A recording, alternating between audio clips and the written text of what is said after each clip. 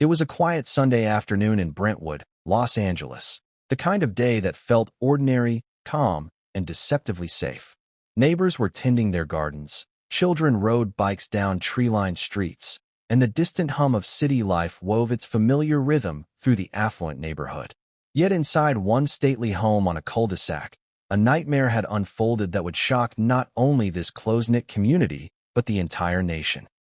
By the time the afternoon sun began to dip, the world would learn that the unthinkable had occurred. Rob Reiner, the beloved Hollywood filmmaker, and his wife Michelle Reiner, a celebrated photographer and producer, had been found dead in their Brentwood residence, victims of a violent attack that no one could have imagined. And standing at the center of this horror was someone who should have been their safe haven, their son, Nick Reiner. How does a family, seemingly perfect on the surface, become the stage for such a tragedy? How does a son, raised in privilege, with love and guidance from parents deeply embedded in the heart of Hollywood, transform from a child of promise into the prime suspect in a double homicide? These are the questions that would grip investigators, the media, and the public alike. They are questions that pierce to the very core of human understanding, and they set the stage for a story that is as shocking as it is tragic. Before we continue, please hit the like button, subscribe to the channel, and turn on the notification bell for updates. Rob Reiner, 78, had spent decades shaping Hollywood's landscape. He was more than an actor-director.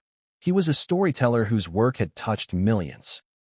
From his iconic roles in films like This Is Spinal Tap to his directorial triumphs with Stand By Me and The Princess Bride, Reiner was both revered and beloved.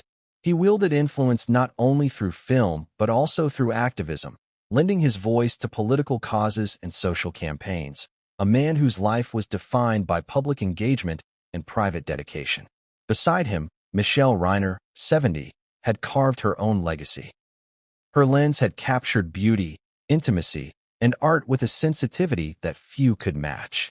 Her career as a photographer and producer had brought her into the inner circles of Hollywood, where talent met creativity and vision. Together, they represented a union of power, creativity, and influence, a family emblematic of Hollywood's golden intersections of art, culture, and ambition. Yet, even the brightest lights can conceal shadows.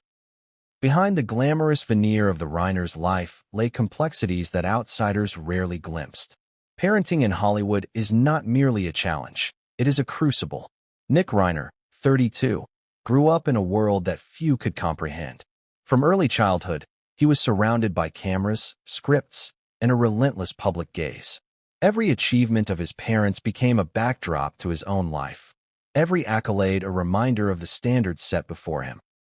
He attended schools where expectations were high, and yet normalcy was elusive. How does one carve an identity when the world expects brilliance because of your lineage?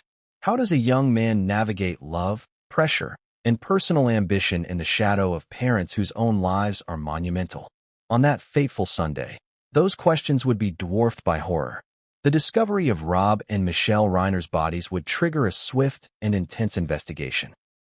The Los Angeles Police Department, trained to handle the unexpected, moved with precision. Detectives scoured the home for evidence, reconstructing the timeline of events with painstaking detail.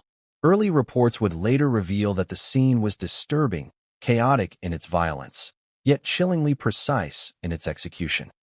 The initial shock rippled outward from the home, across social media, into newsrooms, and finally into the hearts of fans who could scarcely believe that such a tragedy could strike a family so public, so cherished. Minutes, hours, and then days passed. Investigators followed a trail that would lead them to Nick Reiner, who was arrested just hours after the bodies were discovered. The circumstances of his arrest added another layer to the story's surreal nature.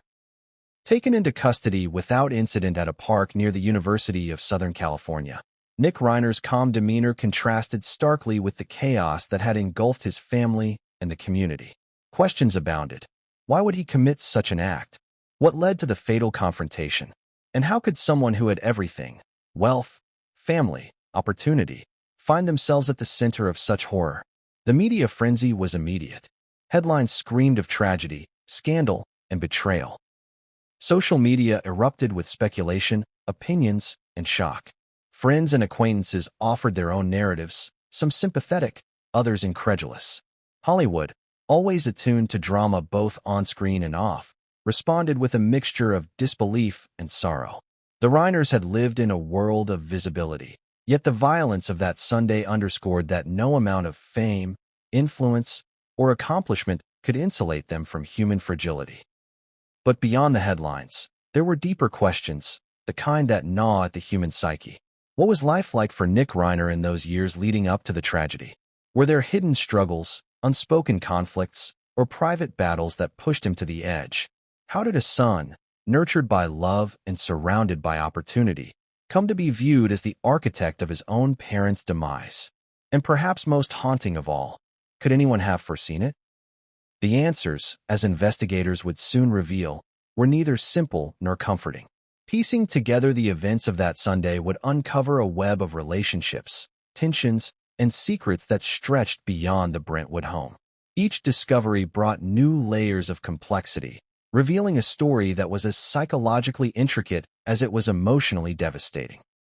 The investigation illuminated not only the mechanics of a crime, but the undercurrents of human behavior, the volatile intersection of privilege, expectation, and personal struggle.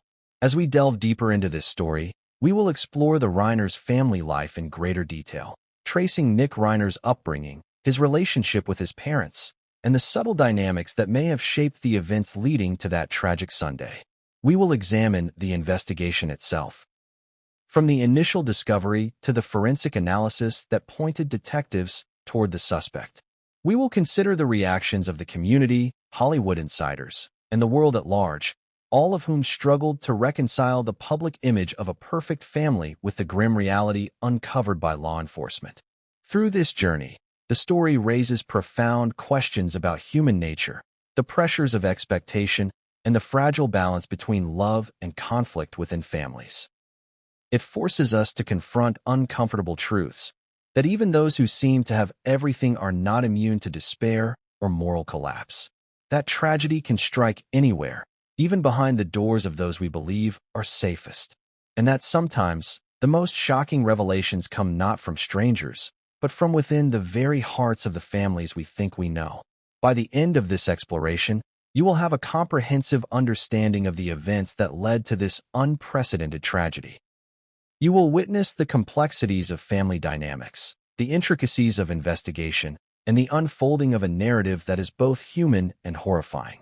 And as the story progresses, you will be forced to grapple with questions that do not have easy answers, questions about accountability, morality, and the human capacity for violence.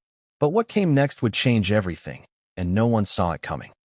How do you process a tragedy when it lands on a street you drive down every day, in a neighborhood where everyone thought safety was guaranteed? That Sunday in Brentwood began like any other, a calm, sunny day in one of Los Angeles' most affluent enclaves. The manicured lawns, white picket fences, and tree-lined avenues painted a picture of serenity. Neighbors exchanged pleasantries over morning coffee, joggers moved through the streets in rhythmic stride, and the distant hum of traffic wove into the background. For many, life in Brentwood felt insulated from the chaos of the world, a bubble of comfort and predictability. Until it wasn't.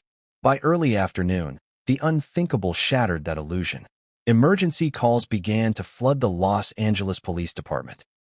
Residents reported hearing distressing noises from the Reiner residence, followed by a grim silence. Within hours, officers arrived at the home of Rob and Michelle Reiner and were met with a scene that would haunt them for the rest of their careers. Inside, both parents had been brutally slain, victims of what police would later describe as a violent, targeted attack. The news spread like wildfire. The first media reports were cautious, citing only that an incident had occurred at the home of the prominent filmmaker. But as more details emerged, the horror became undeniable. This was no random crime. This was personal.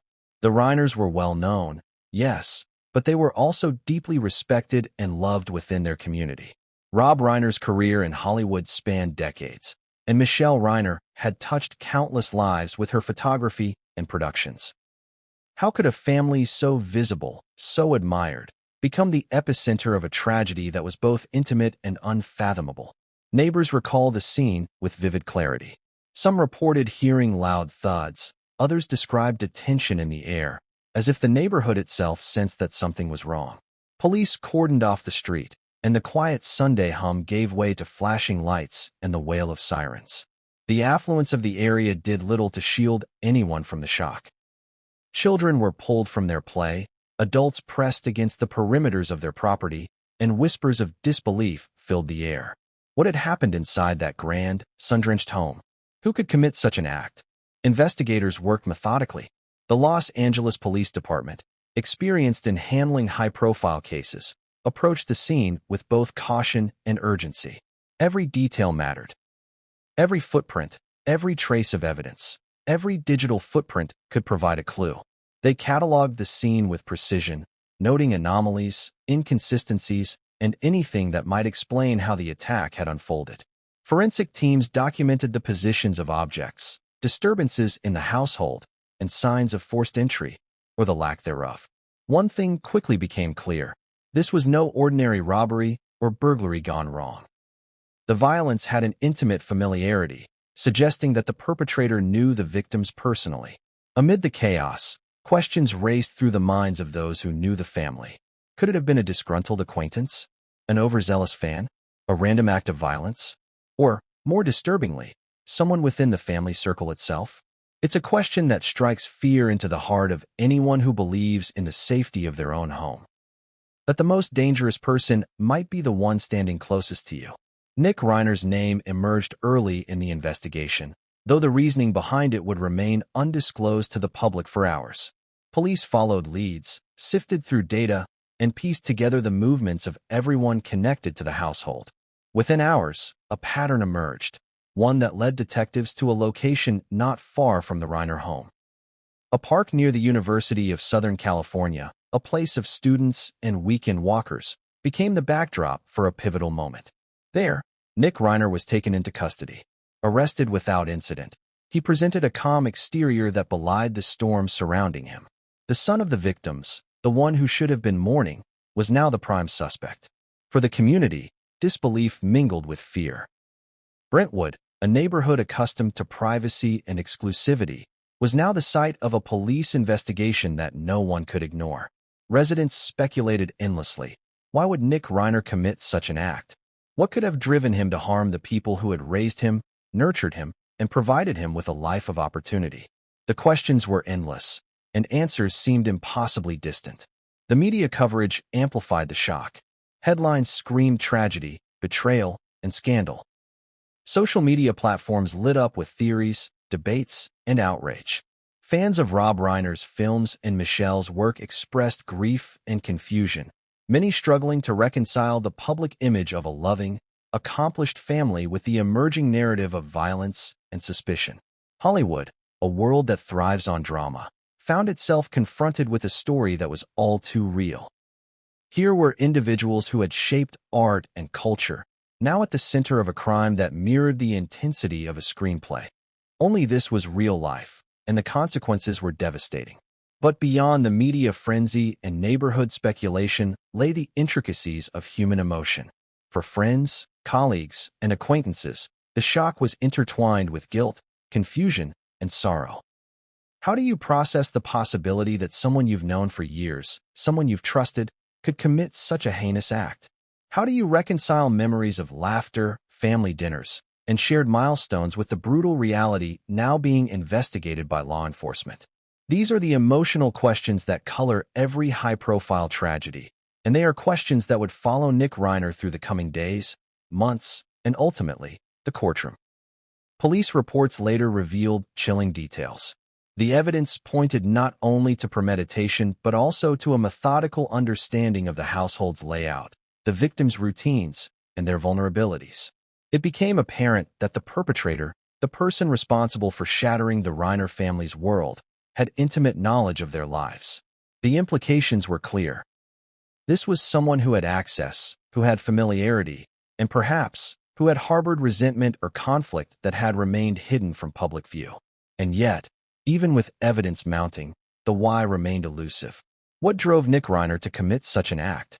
Was it a single moment of uncontrollable rage, or a series of escalating tensions that culminated in tragedy? Were there financial pressures, personal grievances, or psychological factors at play?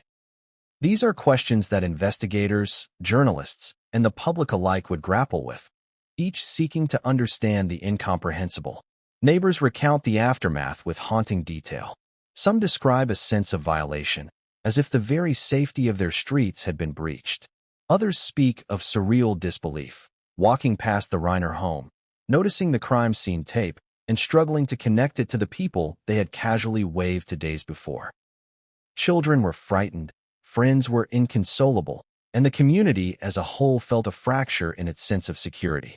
This was no longer just a private tragedy. It was a communal shock, a moment that left an entire neighborhood questioning its assumptions about safety, trust, and normalcy. As the evening descended, the reality of the situation became inescapable. Rob and Michelle Reiner were gone. Nick Reiner was in custody.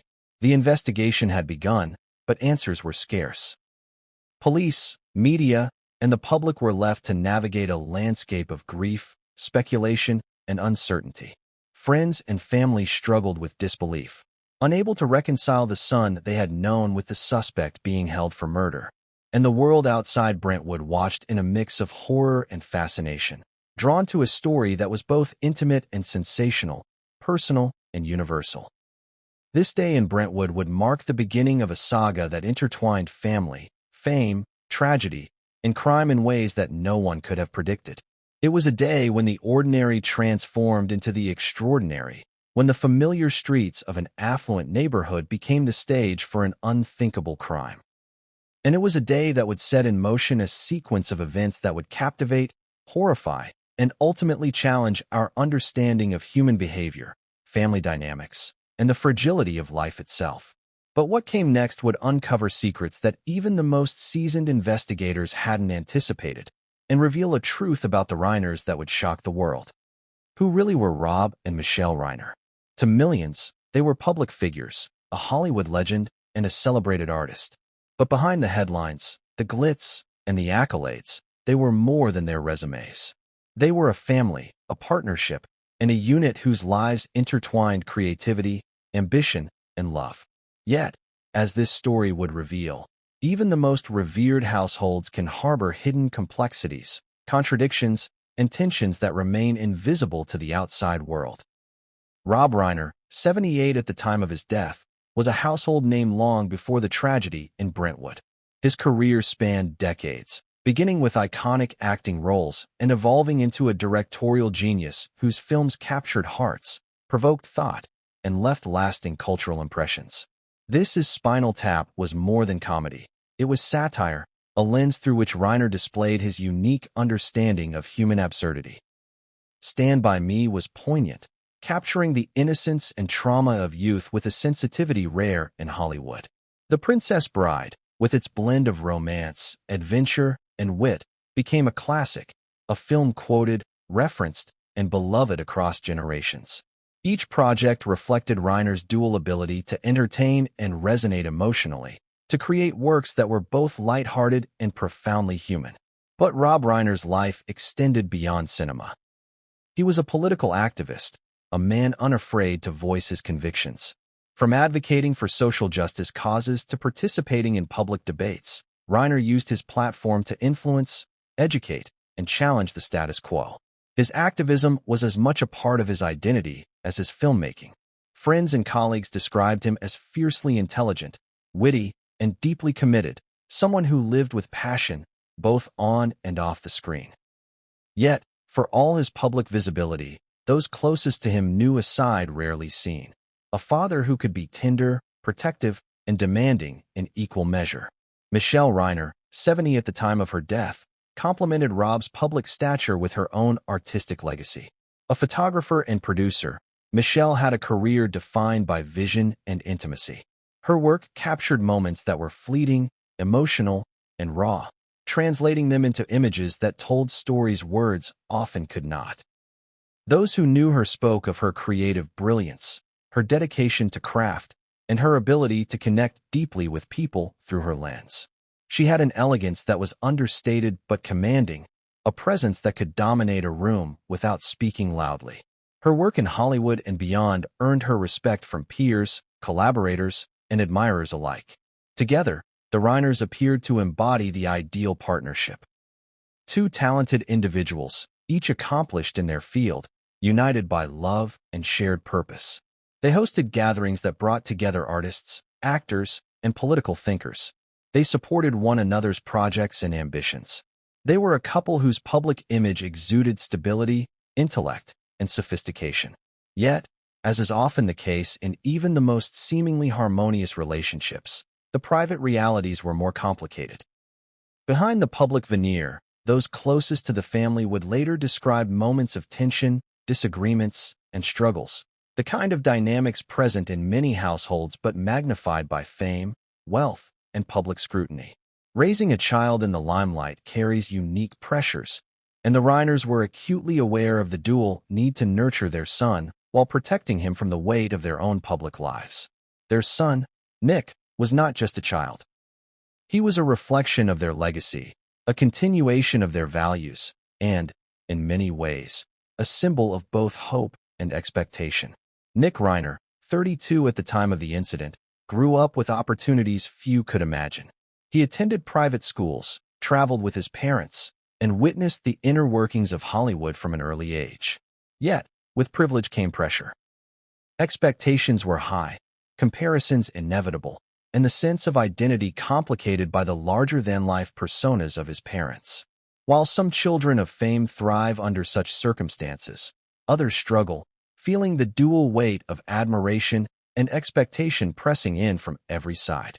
The Reiner household, according to friends and former colleagues, was one of stimulation and activity. Conversations ranged from politics to art, film to literature, often late into the night. The home was filled with creativity, debate, and intellectual engagement. At times, these dynamics could be exhilarating, inspiring, and formative. At others, they could be exhausting, competitive, or overwhelming, particularly for a child navigating his own path in the shadow of towering parental figures. Rob and Michelle Reiner's parenting style, as described by acquaintances, blended support with rigor. They encouraged curiosity, demanded excellence, and fostered independence. Nick was expected to carve his own identity, but within a framework of high standards. For those outside the family, this may seem typical, even ideal. For Nick, the pressure of balancing familial expectations with personal desires may have contributed to underlying tension, though the true nature of those internal dynamics would remain largely private, until the tragedy revealed fractures that outsiders could only speculate about. Despite these complexities, the Reiners were outwardly a cohesive unit. Friends recall family dinners filled with laughter and engagement. Celebrations marked birthdays, accomplishments, and milestones with both warmth and formality. They were a family that appeared functional, even enviable, embodying success, love, and cultural influence. Yet, as the events of that Sunday would tragically demonstrate, appearances can mask pain, conflict, and hidden struggles. The contrast between public perception and private reality is a recurring theme in families, particularly those in the public eye. In Hollywood, where image and reputation are paramount, maintaining a facade of perfection is often considered essential. Yet this very need for appearance can obscure underlying tensions, creating a disconnect between how a family is seen and how it truly operates behind closed doors. For the Reiners, this dynamic was intensified by the scrutiny inherent in their social and professional circles. Every decision, interaction, or disagreement carried potential exposure, magnifying even ordinary conflicts into situations with heightened stakes. Beyond the household, Rob and Michelle were pillars in their respective communities. Rob's activism drew attention, respect, and sometimes controversy. Michelle's artistic endeavors connected her to a network of creative professionals, gallery owners, and collaborators who admired her vision. Together, they navigated worlds of influence, art, and public opinion, often balancing visibility with privacy. Their lives were interwoven with connections, responsibilities, and expectations, all of which added layers of complexity to the family dynamic. And yet, as public admiration grew, the private challenges persisted.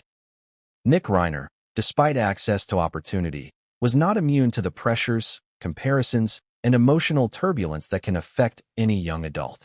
The delicate balance of love, expectation, and personal identity is difficult even in ordinary families. In the Reiners' case, the stakes were magnified exponentially. How does one reconcile the desire for independence with the weight of parental legacy? How does one navigate love and loyalty while managing internal conflicts? These are questions that many families grapple with in subtle ways, and questions that, in this case, would be forced into the starkest possible clarity. The day the Reiners were found dead would serve as a devastating lens through which to examine these dynamics. For investigators, journalists, and the public, understanding the family was not merely about biography. It was about context, psychology, and motive. What made Nick Reiner tick? What underlying tensions, unresolved conflicts, or hidden resentments might have contributed to the events that led to tragedy? And, crucially, could anything have been done to prevent the collision of circumstances that culminated in the deaths of his parents? Friends and colleagues would later offer glimpses into these private realities. Some spoke of a son who struggled with personal issues, a man caught between privilege and expectation. Others described a loving, capable individual whose actions on that tragic Sunday were inexplicable and unthinkable. The contradictions, as often happens in human behavior, were stark, revealing that the truth rarely aligns neatly with perception. In the Reiners' case, these contradictions would become central to understanding not only the crime, but the complex interplay of family, psychology, and circumstance that surrounded it. As we explore the Reiner family in greater depth, the picture that emerges is one of brilliance shadowed by human complexity. Rob and Michelle's accomplishments are undeniable, their influence profound, and their contributions to Hollywood and art lasting. Yet, beneath the surface, the human stories of expectations, identity struggles, and relational dynamics were equally potent. These human stories would provide the context for the events of that fateful Sunday, helping us to understand, in part, the conditions that led to tragedy. And yet, for all the understanding we can attempt to piece together, the day's events would prove that some realities defy easy explanation. Public respect, familial love, and personal talent cannot inoculate against misfortune, anger, or conflict. Even families who appear harmonious can experience fissures that, if left unaddressed or misunderstood, can erupt in devastating ways. As we continue, the layers of the Reiners' family life will unfold further, revealing relationships, tensions, and moments that, at first glance, seem ordinary but, in retrospect, may have been warning signs. We will trace Nick Reiner's upbringing, the expectations he faced, and the interpersonal dynamics that shaped his life. And as these threads converge, the path toward that tragic Sunday becomes, if not inevitable, at least painfully comprehensible. But what came next would illuminate even more startling details. Details that would challenge everything we think we know about the Reiners, and raise questions that no one could answer without confronting a shocking truth. How do you grow up in a world where everyone knows your parents, where every achievement and misstep is observed, dissected, and often sensationalized? For Nick Reiner, 32, this was not a hypothetical question. It was his reality from birth. The son of Rob and Michelle Reiner, Nick was born into privilege, opportunity, and visibility. Yet, as many children of fame discover, growing up with advantages also carries unique burdens. Expectations can be crushing, identity can become tangled with legacy, and the simple act of figuring out who you are can feel impossible when the world has already written a narrative for you. Nick's early years were, by most accounts, a mixture of love, pressure, and exposure. His parents, accomplished and dynamic, were both nurturing and exacting. Rob Reiner, whose career had already reached legendary status by the time Nick was in school, demanded excellence not only of himself but of those around him. He instilled a drive for accomplishment, a sense of responsibility, and a moral framework shaped by his activism and life philosophy. Michelle Reiner, meanwhile, cultivated creativity and expression in Nick, encouraging him to explore, to question, and to develop his own perspective on the world. The household was filled with art, politics, music, and film, a constant flow of ideas, conversation, and engagement. For some children, This environment is a dream. For others, it is a crucible, shaping character but also amplifying pressure. From a young age, Nick experienced the duality of privilege. He had access to opportunities that few could imagine: private tutors, travel, exposure to influential figures. But he also faced scrutiny and comparison. Every school achievement, every social interaction, carried the unspoken weight of legacy. Could he live up to his father's genius? Could he honor his mother's artistic vision? How could he assert himself while remaining under the unblinking gaze of public expectation? These are questions that many children wrestle with internally, but in the Reiner's world, the stakes were magnified exponentially. School life, while seemingly typical on the surface, presented its own set of challenges. Nick attended private institutions where the social hierarchy was intensified by privilege and competition. Relationships were shaped not only by personal connection, but by perception, status, and opportunity. Friends and teachers would later describe him as intelligent, introspective, and occasionally withdrawn. He was a boy navigating a world that demanded both conformity and individuality, a paradox that can create internal tension, especially when the public eye hovers nearby. As Nick grew into adolescence, these pressures did not diminish, they evolved. Teenagers naturally struggle with identity, autonomy, and independence. For Nick, these struggles were compounded by fame and expectation. He saw his father command attention in public forums, his work celebrated and critiqued in equal measure. He watched his mother navigate the art world, her reputation and creativity continually evaluated. And he, as their child, was both participant and observer, expected to embody success without faltering. It is within this context that the seeds of complexity in his personality and emotional life were sown, a combination of love, expectation, privilege, and pressure that would shape his path in profound ways. Outside of the family, Nick had a network of friends, acquaintances, and mentors. Some were peers who understood the unique pressures of growing up in wealth and visibility. Others were older figures who provided guidance or opportunity. Yet, relationships in such a context are rarely uncomplicated. The line between genuine connection and opportunism can blur, and loyalty can be tested when personal ambitions intersect with social expectation. For Nick, navigating these relationships required awareness, tact, and sometimes emotional suppression, a common trait among those raised in high-stakes environments. Despite the challenges, Nick demonstrated intelligence, creativity, and an awareness of his circumstances. Friends describe a young man capable of insight, humor, and empathy. Yet beneath the surface, there were indications of tension and struggle. Some note that he could be volatile, withdrawn, or easily frustrated when expectations felt suffocating. Others observed periods of intense focus and periods of apparent disengagement. These contradictions are not unusual in young adults, particularly those balancing personal ambition against inherited legacy. Yet in hindsight, they form part of a complex portrait that investigators, family, and psychologists would examine closely following the tragedy. Life in Hollywood is rarely private, and for Nick, this reality was magnified. His parents' professional lives placed the family under occasional public scrutiny. Events, parties, and social engagements were often photographed and commented upon. Even as a teenager, Nick had to navigate the tension between his desire for normalcy and the unavoidable intrusion of public observation. How does one maintain a sense of self when the world constantly frames and interprets your identity? How do you process everyday struggles when they are juxtaposed against the accomplishments and public perception of your family? For Nick, these were not theoretical questions.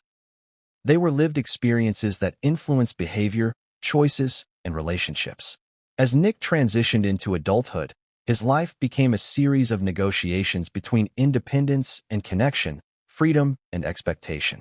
Some of these negotiations were subtle, choosing colleges, careers, or social circles.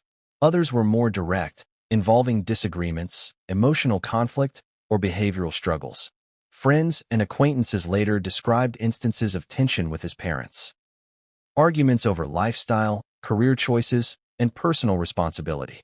While these conflicts may have seemed minor or typical in many families, in the Reiner's context, they carried additional weight because of wealth, visibility, and the intensity of parental expectations. During this period, Nick reportedly explored various professional and personal avenues. Friends indicate that he was interested in both creative pursuits and business opportunities, though none seemed to fully capture his passion or sense of purpose. He moved through social circles that ranged from Hollywood elites to academic environments, and he experienced relationships that were both supportive and challenging. Yet, even amidst opportunity, a sense of restlessness and tension lingered, a reflection of internal conflict between desire for autonomy and the gravitational pull of family identity. The complexities of this upbringing cannot be overstated. Studies of children in high-profile families often reveal patterns of pressure, identity conflict, and vulnerability. Even in loving, supportive households, the intersection of visibility, expectation, and inherited legacy creates emotional terrain that is both challenging and high-stakes. For Nick, this landscape was navigated under the shadow of extraordinary parental achievement and societal attention. It is within this context that investigators and analysts later tried to understand his behavior and choices in the days leading up to the tragedy. Despite all of this, Nick maintained personal relationships and attempted to carve a sense of identity. He engaged in friendships, pursued interests, and sought to define himself beyond the Reiner name. Yet the pressures of visibility and expectation are persistent, and the tension between personal desire and external perception is often relentless. The contradictions of his behavior, the moments of charm and humor juxtaposed with volatility or withdrawal, paint a picture of a human being struggling to reconcile complex internal dynamics with the external demands of family and society. Ultimately, understanding Nick Reiner's early life and adult years provides essential context for the events that unfolded. It is not an explanation, nor an excuse. It is a framework for comprehending how pressures, relationships, and personal challenges intersected in ways that culminated in tragedy. The story is complicated because humans are complicated. It involves love and resentment, expectation and rebellion, privilege and vulnerability. And it is within this crucible of human experience that the events of that fateful Sunday must be examined, analyzed, and understood. But what came next would thrust Nick from a life of private struggle into a spotlight of criminal scrutiny, a transition so sudden and dramatic that it would shake not only Brentwood, but the entire world of Hollywood, leaving questions that may never be fully answered. What does it feel like to step inside a home and realize that the ordinary has been shattered by unimaginable violence? For the first responders and detectives who arrived at the Reiner residence that Sunday afternoon, the answer was chilling.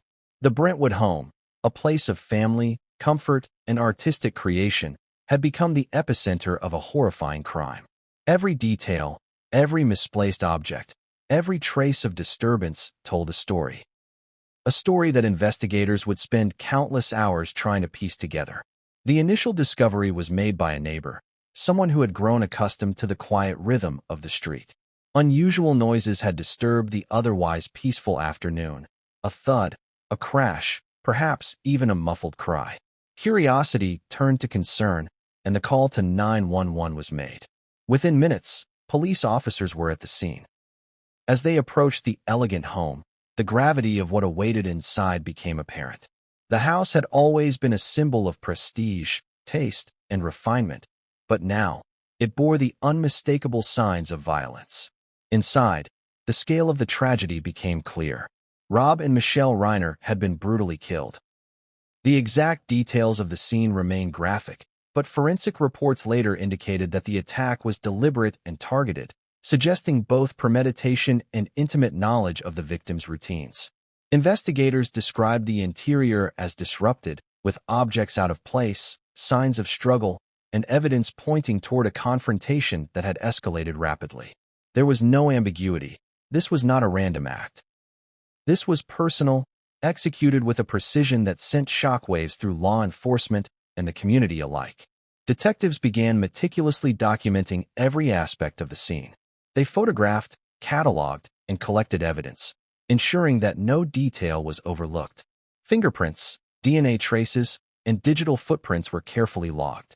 The placement of objects, the position of personal items, and the sequence of disturbances all contributed to a growing narrative. A timeline that, if followed correctly, could reveal not only what happened but who was responsible. Each clue was a piece of a puzzle that would later lead directly to Nick Reiner.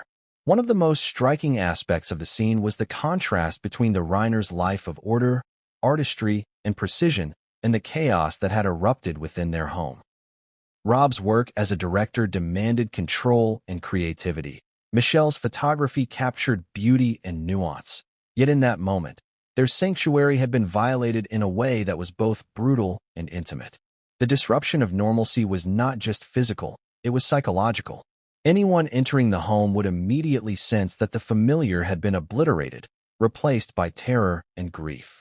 Neighbors and friends, when interviewed later, described the atmosphere as surreal. For a neighborhood accustomed to discretion and quiet, the incident was incomprehensible. Conversations with police, whispers between residents, and media speculation only heightened the sense of disbelief. How could this happen here, in a place that epitomized safety, refinement, and normalcy? How could a family so celebrated, so visible, be subjected to such violence within the very walls they called home? Forensic investigators noted that there were no signs of forced entry, suggesting that the perpetrator had either been let in willingly or had access. This detail immediately focused suspicion on those within the Reiner's inner circle, narrowing the scope of the investigation. In cases like this, the absence of forced entry is often more telling than its presence. It implies familiarity, trust, and potentially betrayal. The detectives began to build profiles of everyone with access to the home, constructing timelines and cross-referencing alibis. As the hours passed, the LAPD released limited information to the media, confirming only that the Reiners had been found deceased and that the investigation was ongoing. Reporters, photographers, and news crews began to converge on Brentwood, creating a maelstrom of public attention. Social media amplified the story instantly. Hashtags trended, speculation ran rampant, and the world began piecing together fragments of a narrative that was, at the time, only partially understood. The crime scene itself told investigators more than they initially realized. Subtle details suggested an argument had occurred, one that escalated fatally. Personal items were disturbed in ways that indicated movement, conflict, and emotional intensity. Yet there were also anomalies. Objects that seemed out of place, locations that contradicted expected behavior, and items that hinted at preparation or forethought. Forensic experts described the scene as both chaotic and deliberate, a paradox that would later become central to understanding the motive and the perpetrator's mindset. Even as evidence accumulated, questions remained. Who could commit such a heinous act?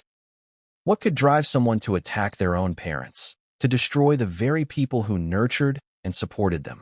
Were there warning signs that were missed, signals overlooked, or tensions unaddressed? The community, the media, and investigators all grappled with these questions, each seeking to understand a narrative that was, at first, incomprehensible. Nick Reiner, already under scrutiny, became the focal point of attention. Details emerged about his movements that Sunday. Where he had been, who he had contacted, and how investigators linked him to the crime scene. Reports indicated that he had been located at a park near the University of Southern California, where police took him into custody. The arrest was calm, executed without incident, yet the implications were explosive. The son of the victims, the one who should have been grieving, was now the prime suspect. Public reaction was immediate and intense. Headlines screamed betrayal, tragedy, and scandal. Fans of Rob Reiner's films and admirers of Michelle's work expressed shock, grief, and disbelief.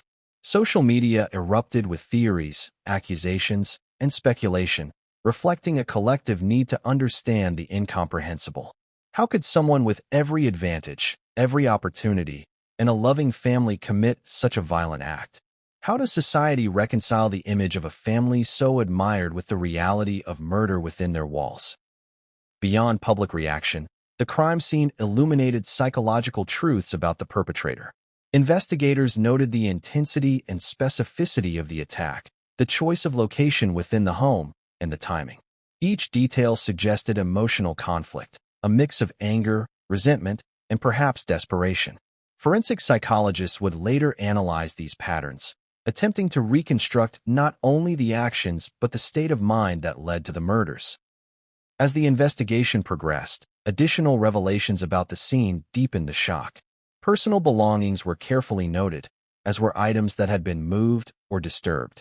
Digital evidence, including phone records, emails, and surveillance footage, began to create a more complete picture of events leading up to the attack.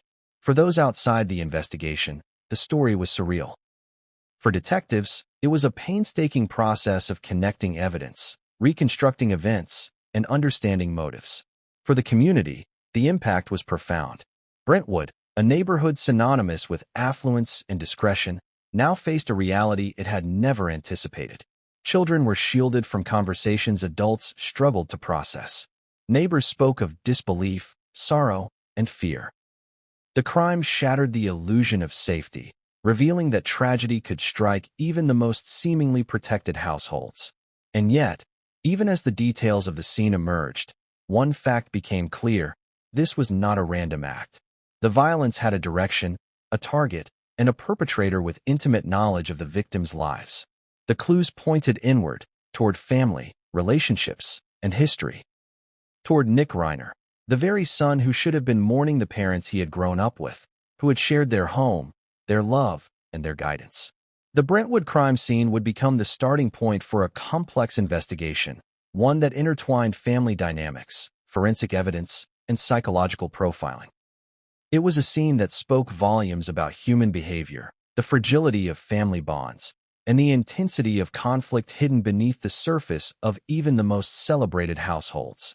But what came next would reveal evidence so shocking that it would leave investigators, the public, and even Hollywood insiders struggling to reconcile the identity of the suspect with the violence of the crime, a revelation that would change everything. What does it take for law enforcement to go from shock to certainty in a case that seems almost unfathomable? For the investigators working the Reiner case, that moment came as they began analyzing the evidence left behind in the Brentwood home. It was not just the brutality of the attack or the high-profile identities of the victims that made the case extraordinary. It was the trail of clues, the meticulous details, and the shocking implications that slowly began to point toward Nick Reiner, their own son. The first step was forensic analysis. Detectives combed through the home with precision, documenting every fingerprint, every fiber, and every trace of DNA. Each piece of evidence was a story in itself, revealing not only what had occurred, but also hinting at who could have perpetrated such a crime. Investigators noted that there were no signs of forced entry, which immediately narrowed the pool of suspects. Someone with access and familiarity had committed the attack, someone the victims knew and, in all likelihood, trusted. Among the evidence were objects that seemed trivial at first glance, but would later prove critical. Personal belongings had been disturbed, placements of items suggested an altercation, and certain marks on surfaces hinted at a struggle. But what truly shocked investigators was the subtle precision behind the chaos. The attack was brutal, yes, but it was also calculated, indicating not only emotional intensity, but also a deliberate understanding of the victim's routines and vulnerabilities. Digital evidence soon became another cornerstone of the investigation. Investigators recovered communications, text messages, and phone records that painted a timeline of activity leading up to the murders. Certain interactions raised questions about the state of mind of the suspect, his whereabouts, and potential motives. Every call, every message, every digital footprint was scrutinized for inconsistencies, contradictions, and connections to the crime scene. Each discovery layered upon the other, forming a narrative that gradually pointed to a single individual, Nick Reiner. Perhaps the most shocking revelation came from the intersection of forensic and digital evidence.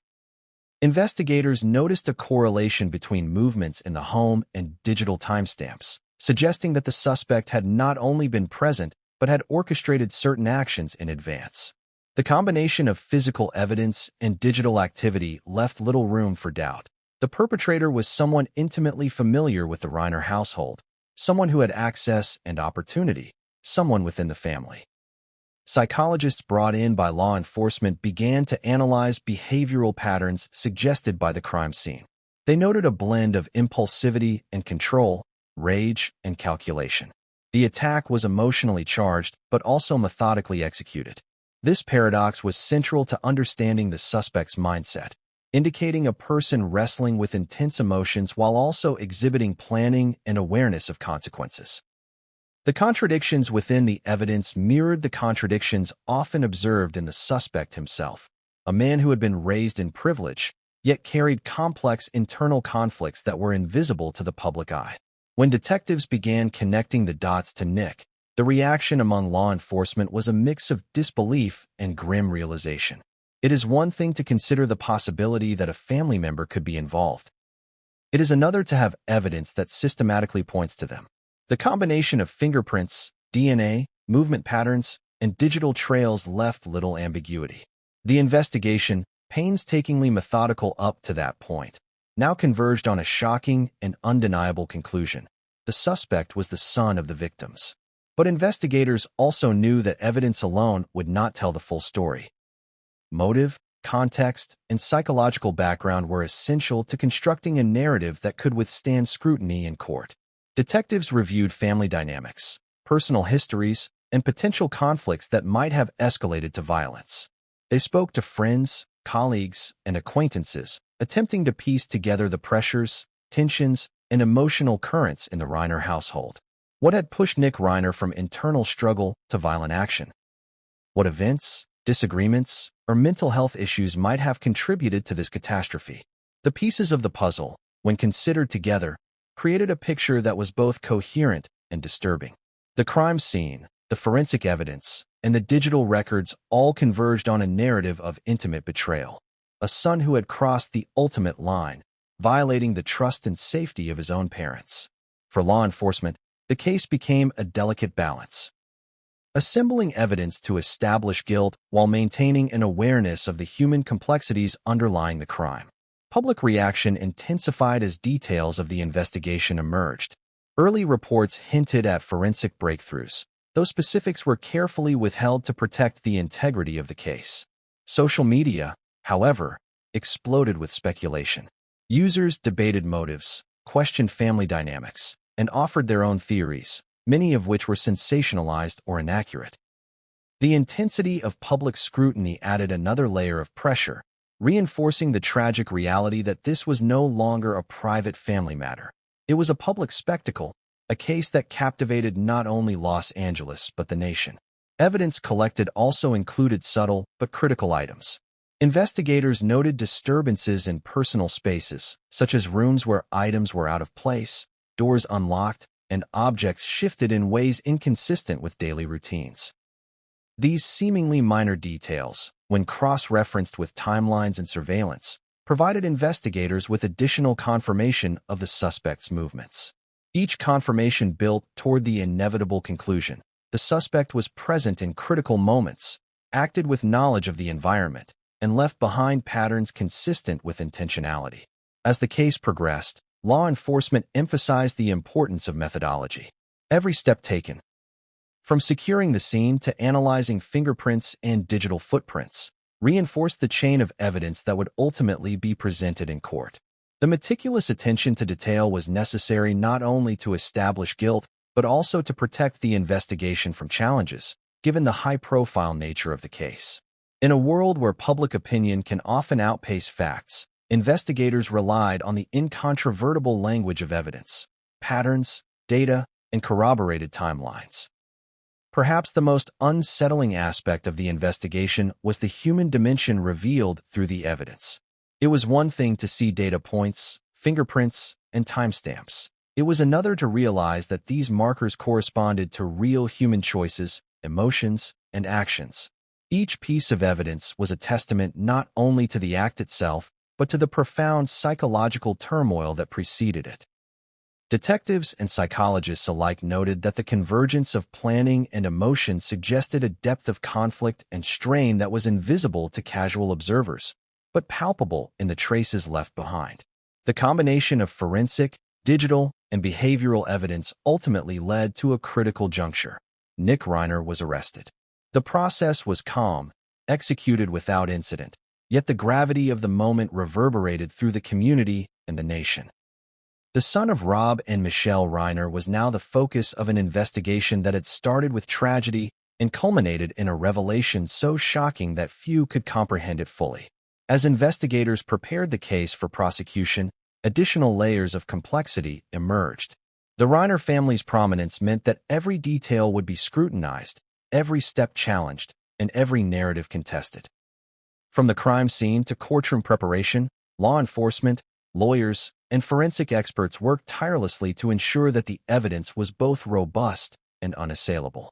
The challenge was enormous, proving not only that a crime had occurred but that the suspect, with intimate knowledge and access, had committed it intentionally. For the public, the revelations were devastating. The narrative of a loving, accomplished family was forever altered. Headlines oscillated between shock, sympathy, and speculation. The dichotomy was stark: a son raised with opportunity, privilege, and guidance, now accused of the most unfathomable act imaginable. Families and communities across the nation grappled with the implications, asking themselves how such violence could erupt within even the most seemingly perfect households. And yet, for all the evidence collected and analyzed, one truth remained: the investigation was far from over. While forensic and digital evidence pointed decisively toward Nick Reiner, the story of motive, psychological context, and personal dynamics was only beginning to unfold.